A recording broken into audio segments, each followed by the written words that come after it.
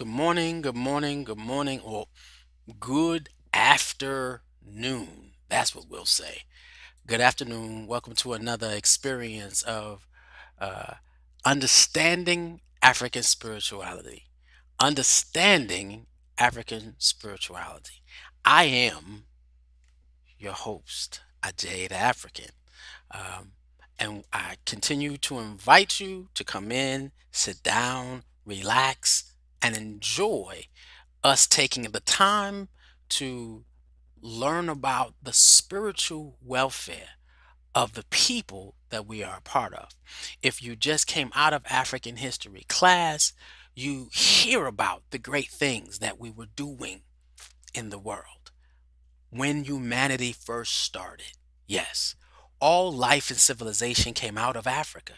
And so to learn our history is one thing, but to learn the spirit that drove the people to do such wonderful things and why the whole world was jealous is deeply important. Is definitely deeply important. Now, this scenario of this particular class that we're teaching today, a little bit more difficult than the other classes, other sessions. So they were in this, like, unlike the African history class, you don't have video. There are very few pictures. I create as much pictures as I can because there is no record of African spirituality. There's no way to sit down and document how it developed. So what we do is, and what I figured in my community, my church community, what we were told when we came in was to take the time and look at this particular book. We were giving a reading list to help us understand who we were as a people and how did the spirit develop within us, which is important. And so I had to read this book. And for Keebaland, I want our young kids, our middle-aged kids, and our older people who have not understood the influence of African spirituality in today's world. This is for you. And I figured I'd give you an academic approach before we dive into the different sects of African spirituality. Let's take a look at some books that was written with the likeness where we're listening and looking at the spirituality of our people from the experience that is favorable to our ear. Because a lot of times when we're studying African spirituality, or somebody's talking about African spirituality or areas of African spirituality, man, they talk about voodoo, they talk about evil, they talk about demonics. So if you sit down and say, wait a minute, we created religion, Christianity and Islam is the infant religion of ancient African wisdom, and it's all there.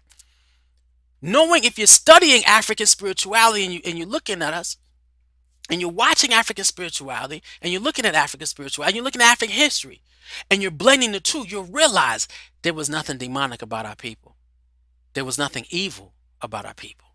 What European society has to do is pull you away from your God given self so that you don't access the power that God has to offer you. Yes. And so this is why understanding African spirituality is key and is important as studying African history. Because what makes a difference if you know the history of who we are, if you don't understand the spirit that drives the people to this day?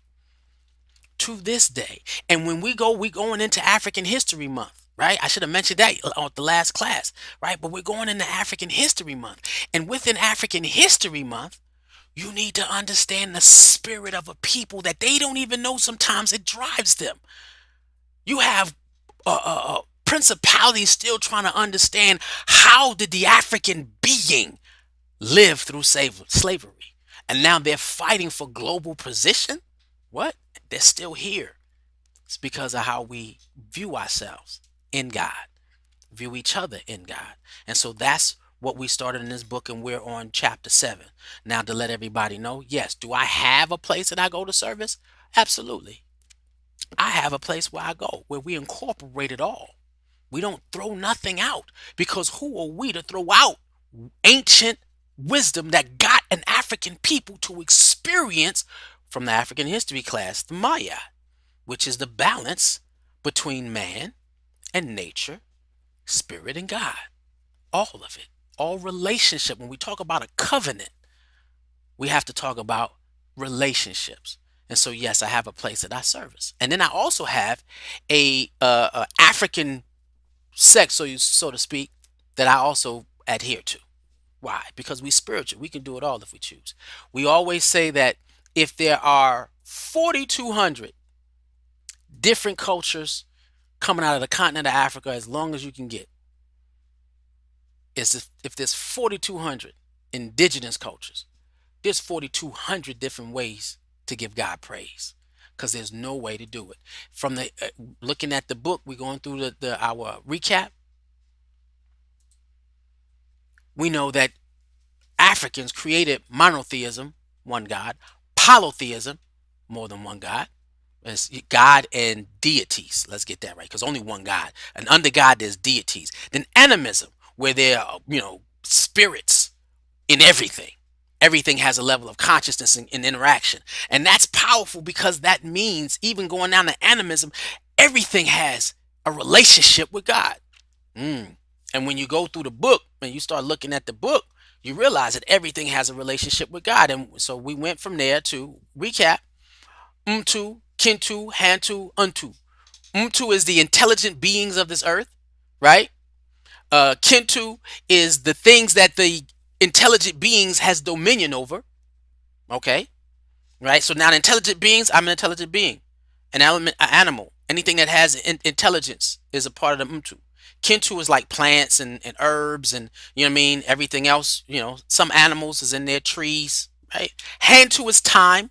We're gonna touch on that today too. And Hantu has two areas. Those two areas of time is the Sasai and the Zamani. Sasai is the now, Zamani is the past. We'll talk about that when it comes to what we're talking about today. And then the Kuntu, which is modality. Now, we're talking about modality today, right? And so I was, after reading I was a little bit disappointed at what I read and what I saw. Let me pause this real quick. I was kind of disappointed in what I read and what I saw in this chapter, because when we're in this chapter 7, we're talking about the worship of God, or the expression, or how to worship. It was more than how to worship than the expression of worship, because I was looking for more of the drums, the dancing, the chanting. I was looking for more of that, and that was not portrayed in this particular chapter. And I'm hoping somewhere in the further chapters, as I continue, continue, that we'll get to that, or in the other books, where we'll talk about the vibration and the rhythm of a people, right? The Kuntu. Now, if you see the NTU is the spiritual energy that melds all of God's existence together.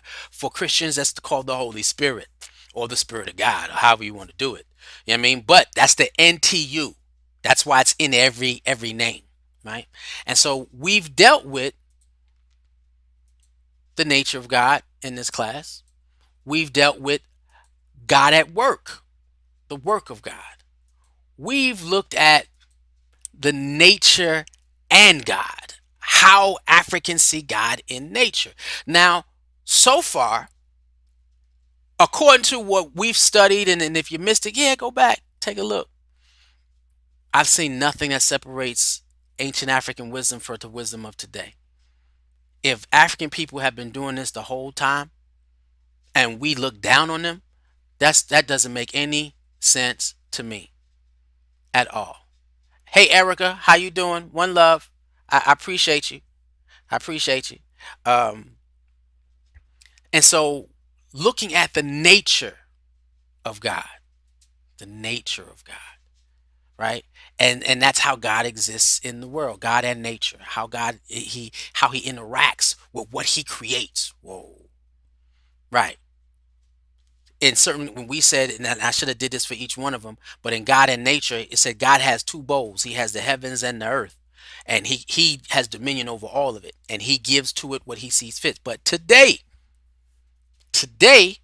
we're looking at chapter 7, which is the worship of God. The worship of God. And so again, I was upset that they didn't have, the things inside of worship that it normally is attributed to a worship experience. But he did a little bit more of a deep traditional one. And it talked about the drums, it talked about the chanting and the singing, it talked about the dancing, but it had real quick paragraph, and it was at the end of the chapter. So they felt that there were other areas that was more important. Now dealing with the nature of God. Now again here we don't have many visuals. So as a visual, what I'm going to make sure that I always do is keep the candles up because we're dealing with the issue of worship. And I don't know if you've been to the church, the synagogue, or if you have a African a sect that you follow. You know the the power of candles and fire. Not only that, the color of candles. Candles is sacred in today. Now they didn't mention them in the book, right? But they mentioned altars, and so I said let me put up a small candle altar experience as we talk about the worship of God. Now, before we begin, I want to also add to it these levels of hierarchy in spiritual awareness when it comes to the different. Now when we talk, this is not every it's not every tribe. Again, 4,200 tribes, you're going to have 42 different ways to praise God and give God praise and reverence, right? And so what I didn't do this week was list um all the different tribes, because this was a lot of information and I took a whole lot of notes, and so I'm reading off my notes rather than reading off of an outline. So this is just a different experience this morning, right? Because it was so much to do. Okay. And so we want to make sure that we understand the hierarchy. Let's go back to that, and I have something that to go. Let's go back here. The hierarchy of African spirituality, and that will be not in the monotheism, but more or less polytheism and animism. But in the monotheistic faith, it still reigns true the way that you have God in the polytheism and animism. You have one God, because even in my there's only one God.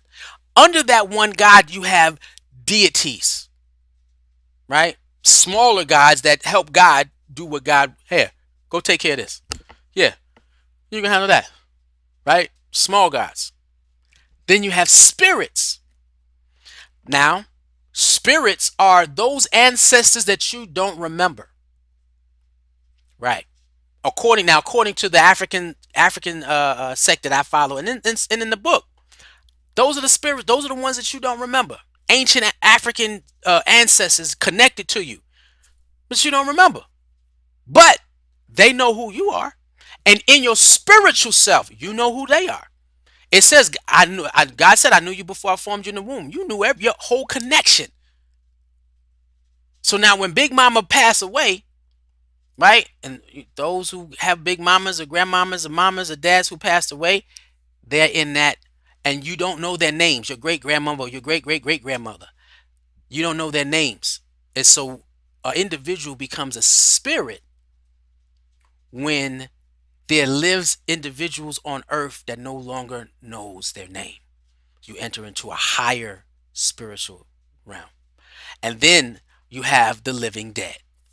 Oh, not a zombie. No. Those are the individuals who just recently transitioned over. And you still have their pictures. You still have their memories. You still have their names in your mouth, in your mind, and in your heart. They're still living. And that's what they call the living dead. In European society, the living dead is some zombie walking on earth that wants to eat your flesh and turn you into a zombie. That's not what this is in African spirituality. The living dead are those ancestors who just transitioned that you can call upon, and they will do work for you. They will help you. They will even go get the ancient ancestors who need you, and we'll talk about that according to what the sect that I'm studying, and I'm gonna mention that later down. But we want to understand what this is, because understanding that hierarchy, you'll understand how things go. How things flow in African spirituality. Now, when they're talking about the first area that of study that they mentioned, let me get down here so I can do this right, was sacrifices. What? sacrifices. Now, this is not something that's readily done in church community today, right? But sacrifices refer to the cases where animals are offered to God or spiritual beings or spirits or the living dead.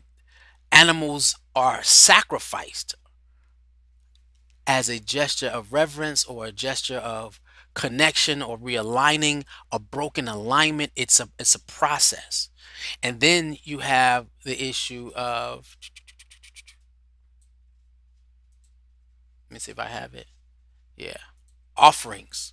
Now, offerings, if you can see it, there's fruit there, there's drink up here. You have some do cigarette smoke, right? And so you have a cigar and you offer them smoke and you blow it in those four winds, north, south, east, west. You wonder what's going on. What? Some of your ancestors love tobacco. It's an offering to them, to appease them, to be on your side, to do something. Food, right? So we'll deal that. So offerings are those cases where there are no animals, no killings, but being is a presentation of food and other items. And so you have these theories. You have the gift theory. I'm giving it to my ancestor as a gift, right? The commune theory. This is a means to bring us together, right? And then it is a thank offering. When you know an ancestor has done something on before your behalf. If you said a prayer and something came through, you giving a thanks to God. Exactly. Now they say sometimes people are not worthy to access God in African spirituality. So you give a thank offering for the ancestor that you called on that works on your behalf. Some people, I don't know how many times we hear the words, Mama came to me last night. Daddy came to me last night. I saw Aunt so and so in a dream. This is African spirituality, y'all. And so we can't shun on what we do and what we speak on naturally. And what continues to happen, we have to be able to acknowledge the ancient African wisdom of who we are. And we know that the offerings and the offerings and the sacrifices are made to maintain relationship balance. And you like, what? Yes. Relationship balances. That's God's relationship with man or community, the spirit relationship with man, and then the newly departed with the living. It's all about relationship because when somebody transitions over, if you don't want them to sit down and be like, "Oh, so you forgetting about me?" Y'all need to watch that cartoon, Coco, the Mexican cartoon, and realize, yeah, they said, wait a minute, they feel some kind of way when you forget. So it's not worship, it's veneration, it's respect. Why? Because there are people working on your behalf on a realm that you cannot see. That keeps you. That's when we talk about African history, the Maya, the balance of harmony of man, spirit, man to man, and man to nature. Balance, and that's what the basis of that is. And again, I'm not reading off an outline. I had a bunch of notes off this chapter because this chapter gave a whole lot. um, there are different times and different experiences where some societies, because everybody doesn't do a sacrifice or give offerings at the same time. Sacrifices happen, and wait, let me get back to the picture so we can get it because we're dealing with sacrifices. Sacrifices will be at the timing of birth. You're thanking God for life, naming or circumcision of a child. If y'all know what circumcision is, speak to your mama. Weddings and funerals, and then harvest time, where planting, either you harvesting the food, you giving first fruits, chickens, the ox, and there is no animal when you talk about cattle, talk about ox, you talk about goats, they all are, and I think that's lower down, and I'm jumping ahead of myself. They're all there. And then when you're dealing with funerals, wow, these things and offerings and sacrifices are made at funerals for the transition of the people you love. The transition for the people you love. Now, to make sure that, because some people, when they pass away, they weren't sick. Something could have happened and they could have been upset. And so I know in my community we have and it's more than, we have a African based spiritual prayer group. Period. What do? I've had altar in my house since my early 20s. And I don't like moving into a place that I can't put an altar in. And and yeah, my altar is about that big. You walk in my house, yes, my altar is about that big, and I have various things on my altar. And so in the space, you want to when people transition, you want to make sure that they're comfortable with this transition. Because people say, "Yo, I want to go to heaven, but I ain't ready to die." And so when people pass away, you want to be able to light a candle, say their names, speak to them, and ask other ancestors to escort them, come and greet them, march them over to God, to the experience of the ancestral realm where God and everyone else still exists. And so this is important because you don't want somebody transitioning over, especially during COVID, if you lost family and they're upset that they passed away from COVID. You think somebody's going to be happy when they pass away because they died because of COVID? No. Then you don't know how you got it, and your family. Did you pass it to some family? You got to be able to ease those spirits. You got to be able to settle those souls. You got to get them prepared for the next level. And that's what happens. That's how it happens in funerals. And I know for us, when something happens, we all get on the phone. Hey, we have to burn this, white candle, red candle, and whatever color the person is. Say the person's, call the person's ancestors. This is their last names, and have them come. And I don't want to cry because we just did this, and we've been doing it all COVID, all COVID. So we're getting our ancestors at peace, and we not just rest in peace, but rest in power because there's still work to do.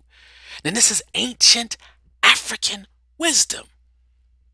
And you saying you don't want to understand what the power of your people by not looking in to how ancient African wisdom influenced today's faiths, which is the newest ones, which is Christianity and Islam.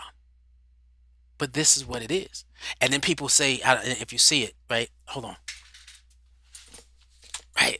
Last week, when we talked about God and nature and how God exists in all things, even a rock.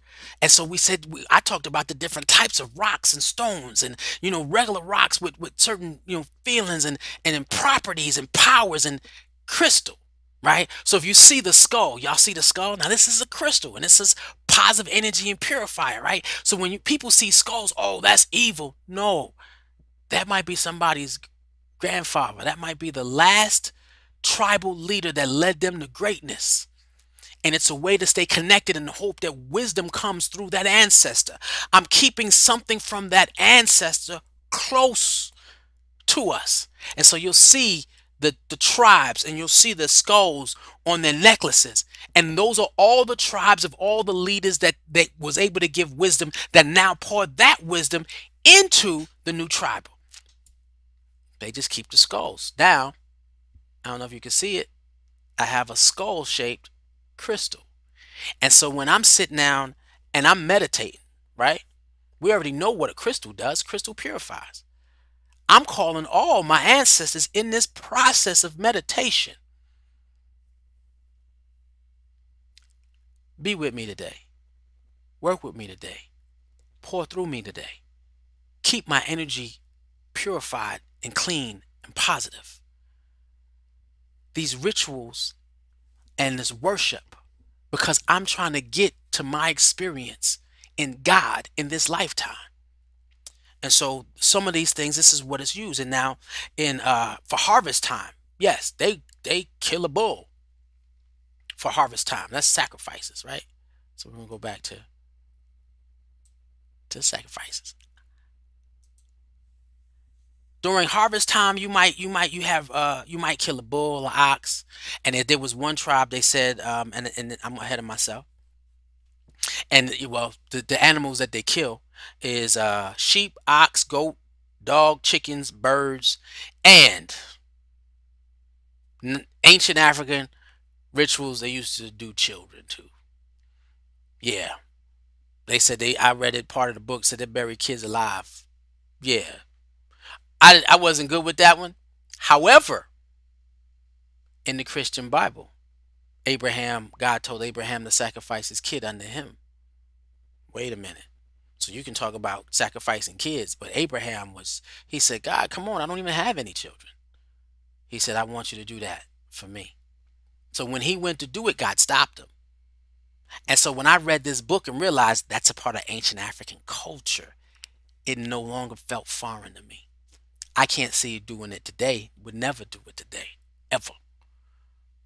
But that's what it is. Primitive, but it is what it is. So you have rites of passages, you have plant timing and seasoning. Before crops ripen, you would sacrifices and offerings for first fruits. And then when it does not rain, that's a problem. We need to, they live off of vegetation. We need rain. Bring that goat here. It's not food. People say, "Oh, wait, no, don't. I want to eat that." Nah, this is not you. When you sit down and you see offerings of food, it says no. This is for spiritual blessings.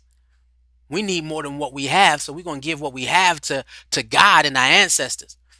I'm ask my ancestors, can you look? I'm giving this to you. Can you go to God for me?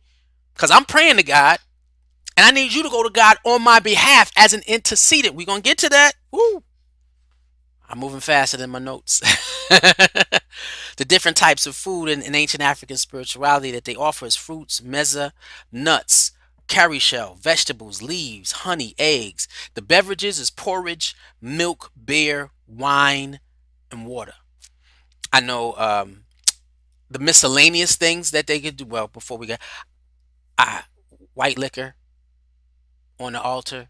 If you ever see people pour libations, red wine, pour libations, it's for the to honor and thank the ancestors for the work they did and the work they do and the work they will do. You don't disconnect the relationship in African spirituality. They don't. And again, this is everything is not exactly the same per tribe. So we looking at as for an academic level for our children, so the kids as you grow up, you have a scholarly understanding of spirituality. Not something somebody tells you, but something that you've studied. This is why I'm doing it this way. It's not just word of mouth. It's not just the Bible. It's not just from the Quran, but we're going to understand the foundation of all faith, which is African spirituality, right?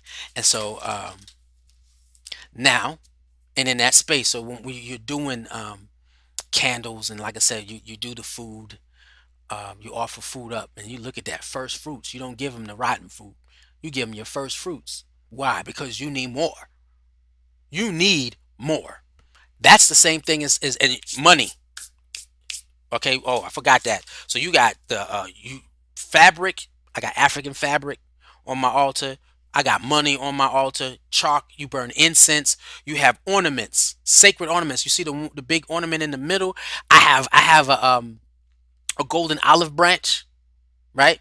Oh, I found it in yeah. I ain't gonna tell you where I got it from. A golden olive branch, tobacco, cigarettes. Not cigarettes, but that smoke because your ancestors like tobacco. And not only that, when you say a prayer and or you speaking out to the ancestors and you praying to God and and then you watch the allow my prayer to evaporate and get to God by all means necessary. And so it's also a visual on your behalf to see that just dissipate into nothingness until it reaches the creator. Yes, it may reach an ancestor that takes it to the creator. Ain't that something? So, so sacrifices. The other area, and I don't know if I have do I have a picture for this? No, I don't. Which is prayers, incantations. That's when we go back to here if we don't have a prayers, invocations, blessings, and salutations. Wait a minute. In ancient Africa, they prayed? Yes. They prayed to the Creator. Yes. Now, they may, and then when you're praying, you may or may not do a sacrifice. You may or may not have an offering. It's just a communion with the Creator. Some of us, that's all we do is pray. But you don't offer. What are you offering God? You're supposed to be offering God your body, your mind, your body, and spirit. Sometimes you know your mind and your body and your spirit ain't right. So you give an offering, but sometimes the prayers are just a communication with God. And so there are all aspects of life can be prayed for. And in African spirituality, absolutely. Custom shows that the elders in the villages in mornings will wake up. Wow, I wonder if this happens in my community. I'm a axe. They said the elders wake up, and the first thing the elders do when they wake up is pray for the village. What? Why? Because, and well, I'm not going to tell you why yet, but we'll talk about the power, woo, of an elder. Man, this was opening me up to my understanding of what a power of an elder is. You know, African spirituality. That's what we're talking about today, understanding it.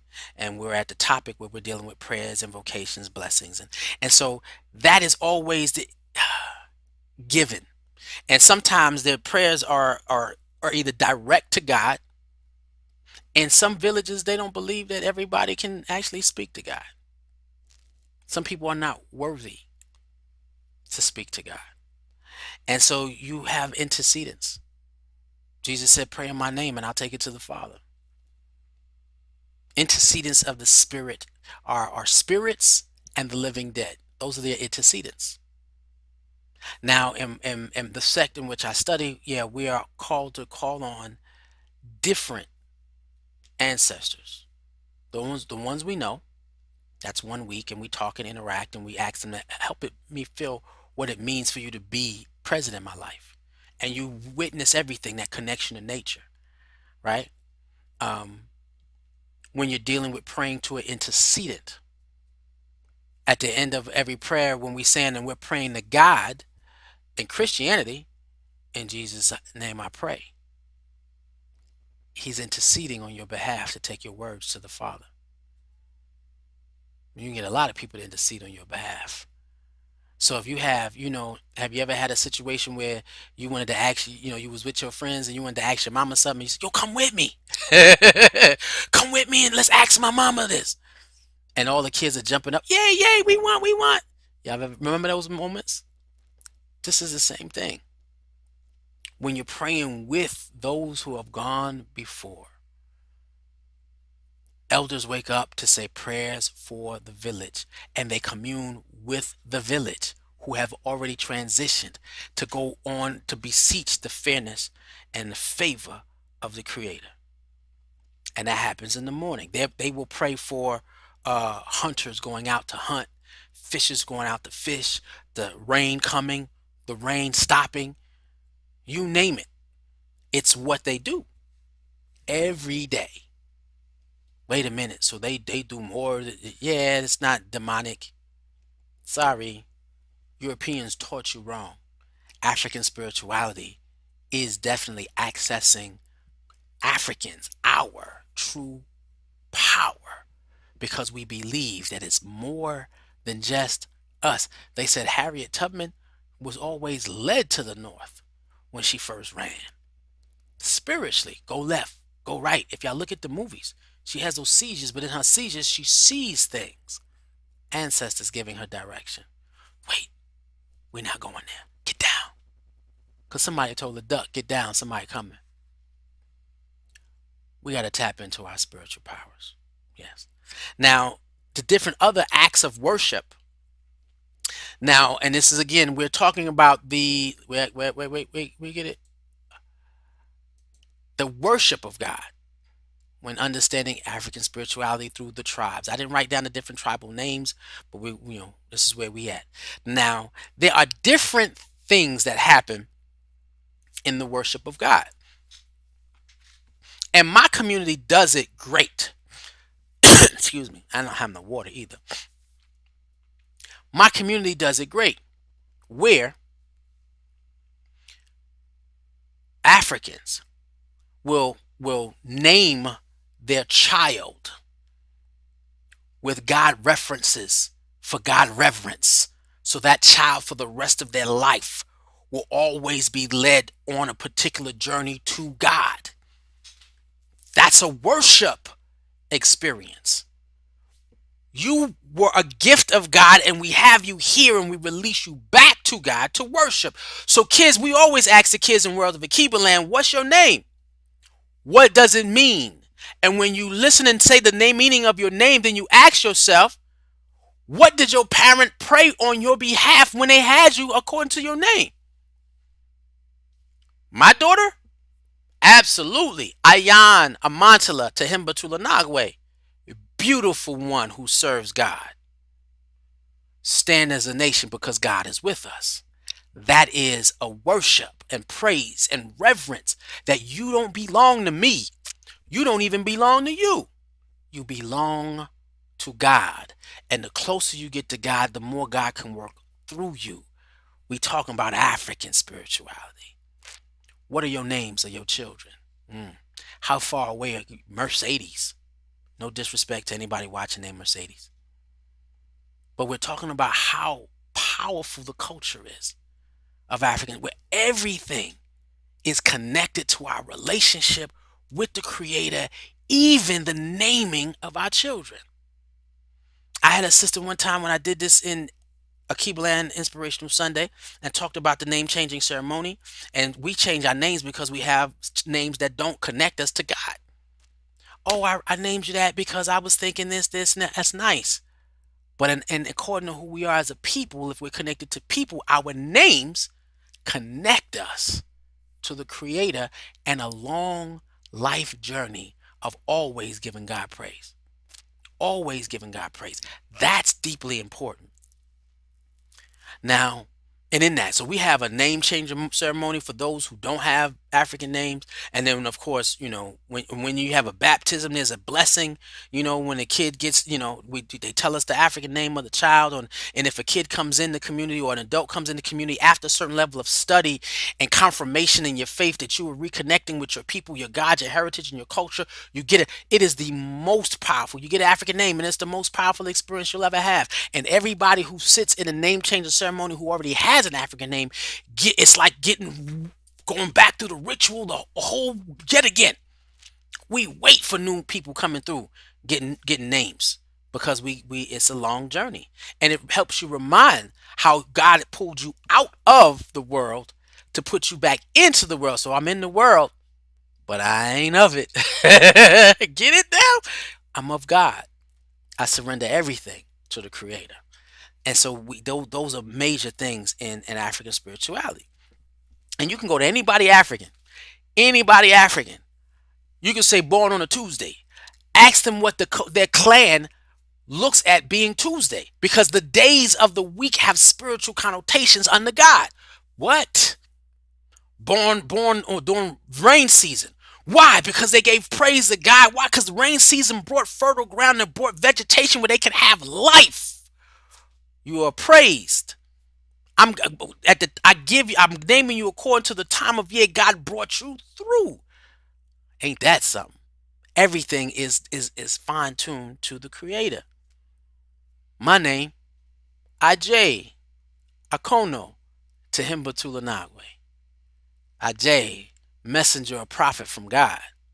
Akono, it is my turn to stand as a nation because God is with us. What? Powerful, man. Powerful. And my mother said, "This is who you were at birth. We knew this. Your community knows this. Ain't that something? From hence on forth, no one ever called me by my slave name. They called me by IJ. One love to the family that gave respect. Now they call me the African, and I took that title as a title, the African. Let's go. Let me help show you how to get back to the culture of what God gave. Help you find an identity. If I got to hold up a candle, I gotta be a light.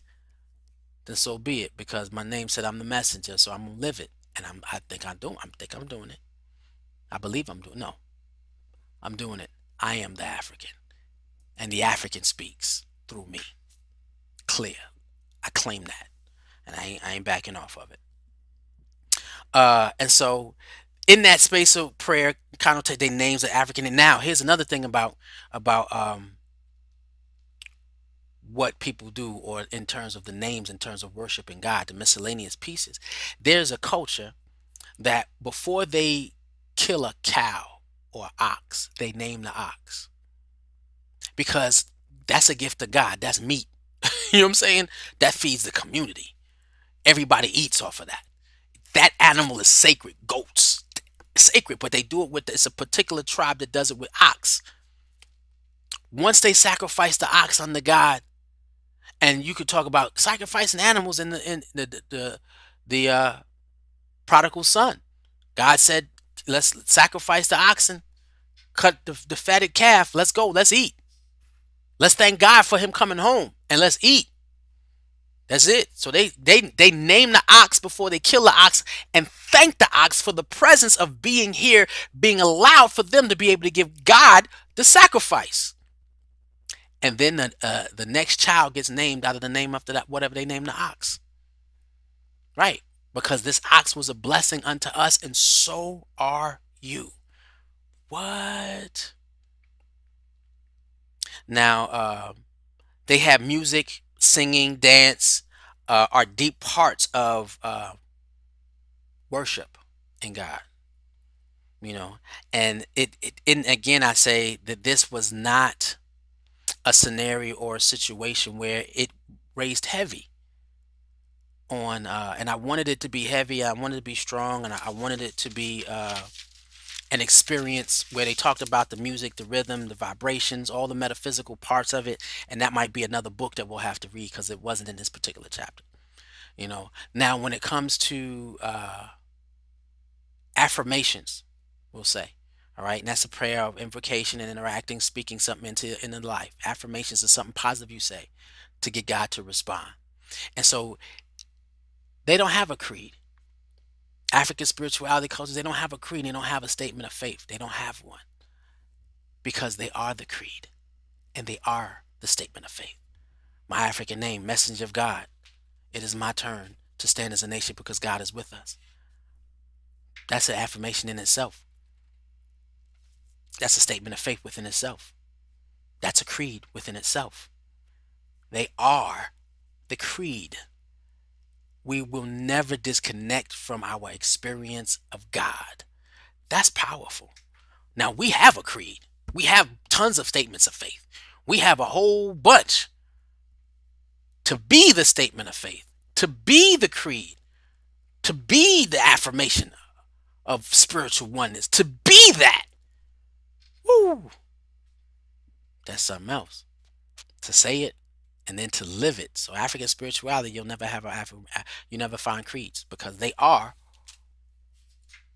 what they live, what they preach, what they be. You know. Now you have the religious intermediates. Well, let's get this, and I'm gonna drop this right here. Pow. And that's for a reason. That's for a reason. We're gonna do that for a reason.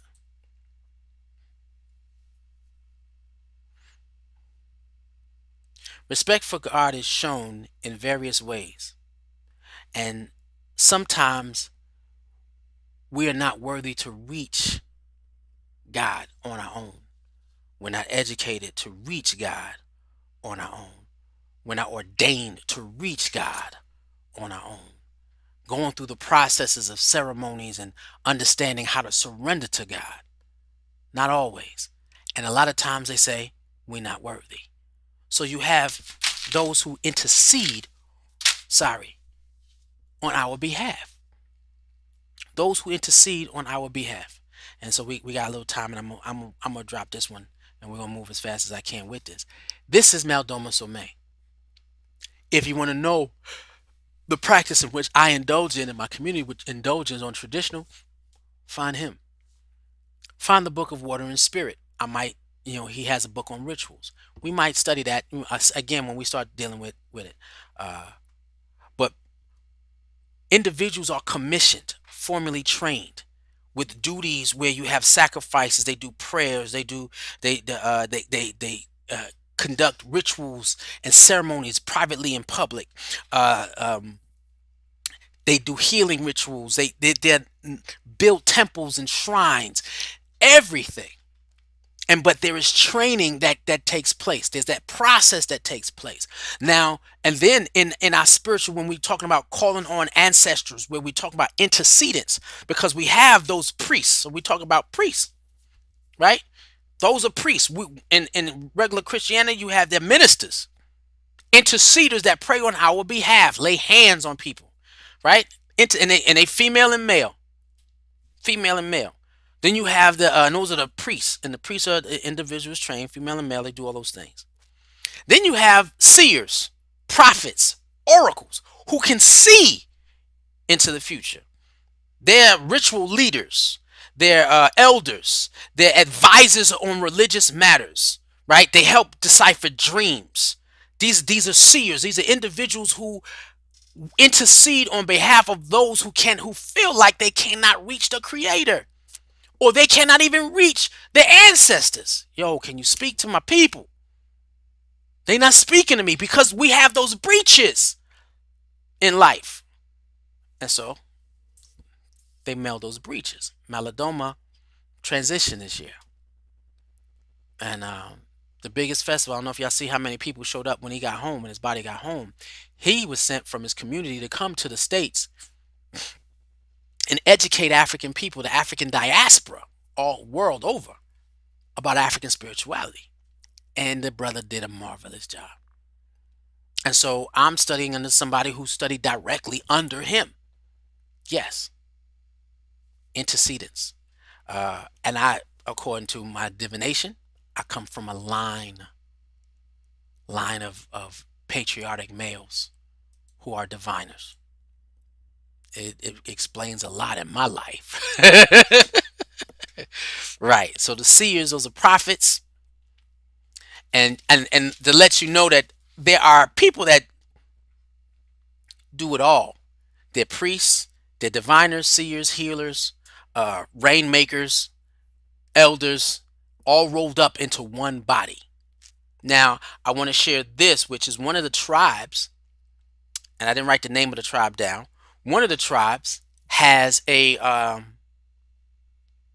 ritual where they know that they don't choose it, but they said there's an adolescent uh, diviner, female. When they find out which one it is within the community, or when the divination is done and said it's her, they release the little girl out into the forest, and she stays there for several days, and she comes back with the ability to divine within the community. Yes. So having access to God and the Creator has no age limit. The issue is whether or not you can surrender. They say God bless a child who has his own. We talk about this. And I say, his own what?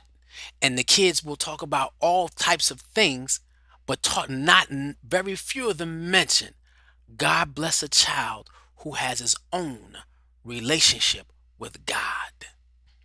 That's the fullness of that meaning.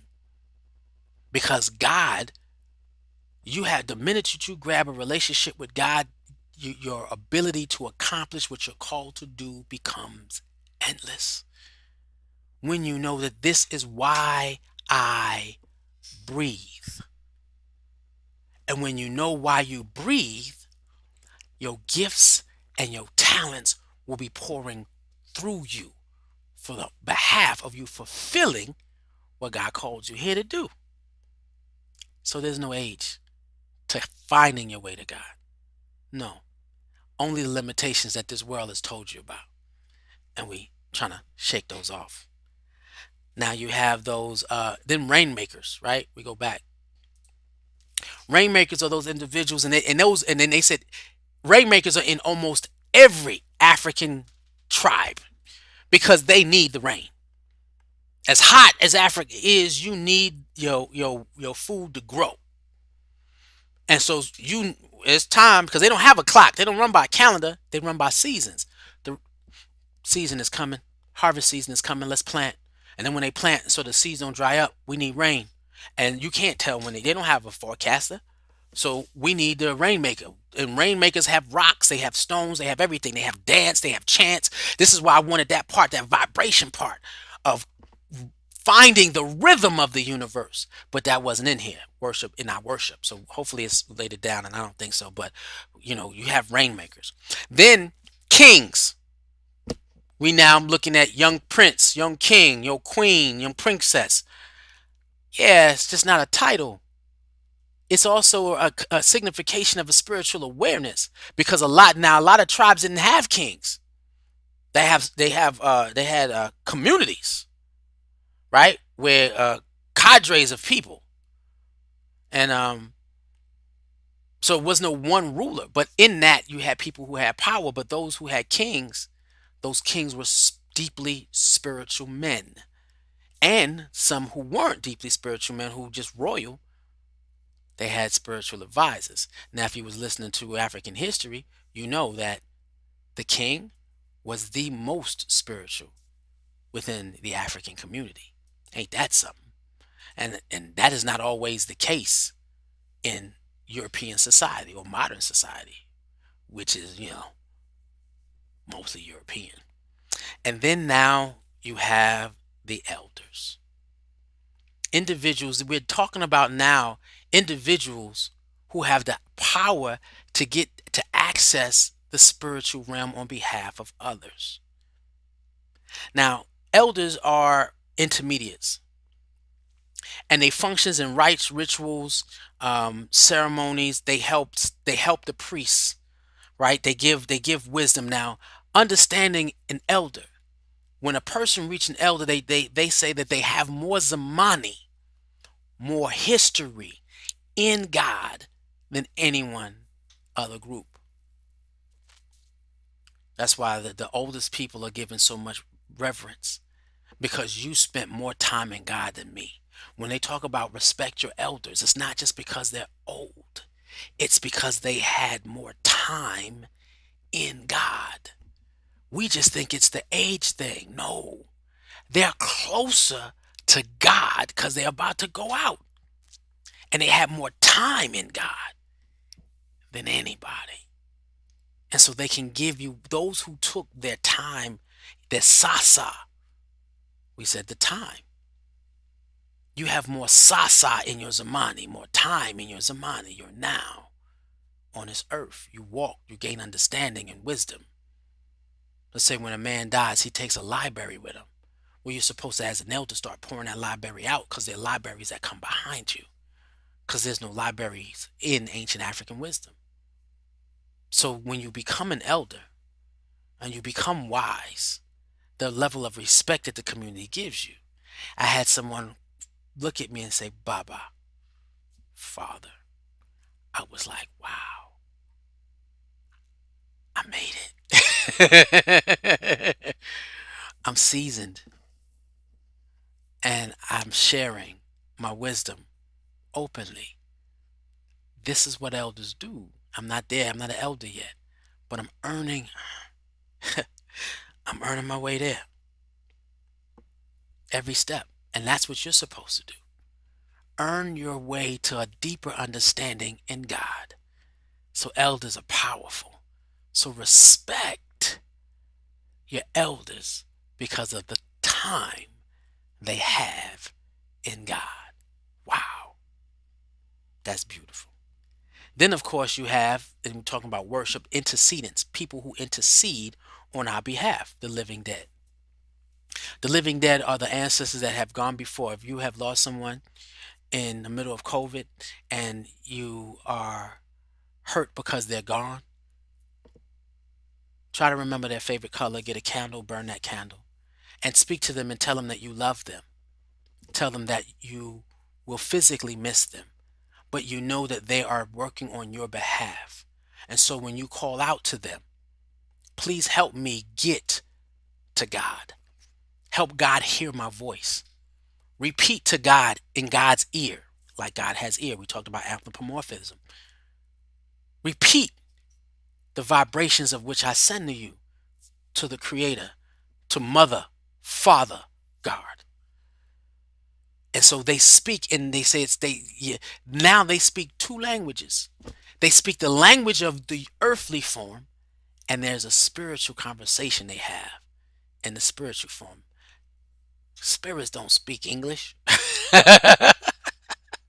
No, it's not the universal language. They don't speak English. We do. We have language. Spiritual language is a whole different realm.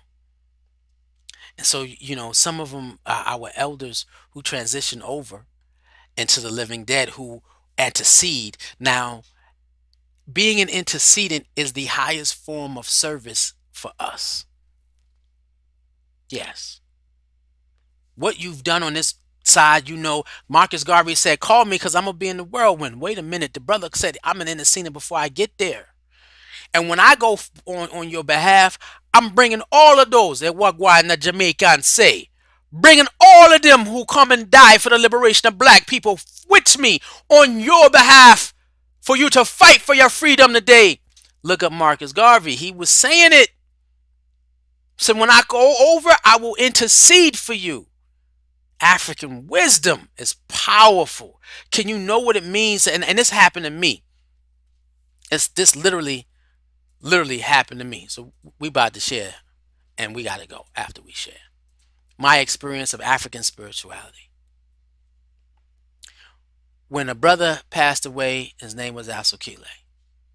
I was already in the process of creating experiences, online experiences, building a website for the world of Akibaland, which is the youth program in my community. I would go to him as the knowledge of myself, of a knowledge of what I was doing was coming together, saying, "Hey, brother, I heard about this, this, and this," and he said, "That's what you do. You do it. You do it. You do it." At his transition, man, I said, I finally see somebody who earned their way to the ancestral realm. Now I'm seeing tons of people transition over who lived the Zamani, the elders, when they lived the experience. And so I'm like, wow. So one day off to work, I have multiple crystals, and I have a crystal in my pocket, and I'm calling on my ancestors, right? Because I said what he transitioned with, which is the wisdom of how to bring wisdom to people, I said, I need it. And then I started seeing my ancestors show up, like Marcus Garvey said, I'm bringing a fortitude of people to work on your behalf. So I'm walking down to work, and all I saw was millions of Africans. From generation to generation, and I paused and I stood there in the street, and they said, we rock with you. It's your turn. They told me Akono, and I paused. And I accepted the call. Hence, here I am. I tell everybody, this has nothing to do with me, and everything to do with my relationship to my ancestors and how we choose. Let me get to this. To worship God. Woo! And we're hitting that 304. And with that being said, let that be the end. And I hope you find an experience in life where you get to know the God in you. By everything you doing, be a worship. Means on worshiping God. One love.